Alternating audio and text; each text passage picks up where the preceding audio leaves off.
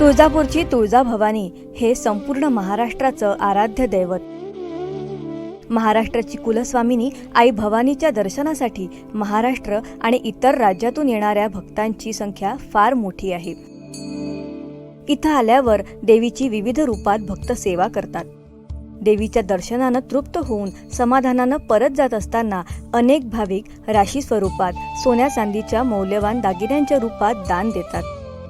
या भक्तांनी श्रद्धेनं दिलेल्या दानराशी आणि वस्तू मंदिर प्रशासनाच्या तिजोरीत जमा केल्या जातात. तत्पूर्वी या संपूर्ण दानराशीची शासकीय सुट्टीचे दिवस वगळता सोमवार, बुधवार आणि शुक्रवार या दिवशी मोजणी होत असते.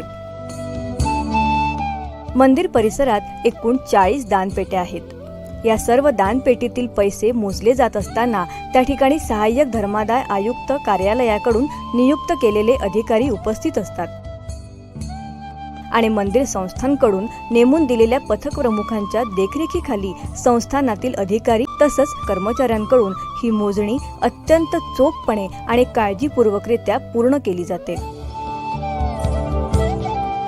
दानपेटी मोजणी कक्षात आणताना तसंच माघारी नेताना अधिकाऱ्यांकडून सीलची योग्य तपासणी करून त्यावर सही घेतली जाते. दानपेटीमध्ये पैशांव्यतिरिक्त भक्तांनी दानात दिलेल्या सोन्या चांदीचे जे मौल्यवान दागिने असतात त्यांच्या तपासणीसाठी मोजणी कक्षाच्या शेजारील देणगी कक्षात धातूची शुद्धता तपासणारे अत्याधुनिक यंत्र आहे. याद्वारे प्राप्त धातूची शुद्धता तपासली जाते. सोने चांदी सदृश्य वस्तूंची देणगी मोठ्या दानपेटीत ठेवून ती दानपेटी भरल्यानंतर खजिना खोलीत सुरक्षित ठेवली जाते. तसंच मोजणीनंतर लवकरात लवकर रकमेचा भरणा बँकेत केला जातो. तत्पूर्वी त्यावर उपस्थित अधिकाऱ्यांची सही घेतली जाते.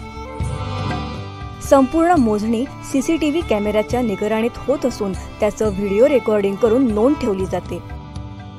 या संपूर्ण प्रक्रियेवर नियंत्रण कक्षाद्वारे कडक नजर ठेवली जात असल्यानं प्रक्रियेतील प्रत्येक टप्पा अगदी शिस्तबद्ध पद्धतीनं पार पाडला जातो.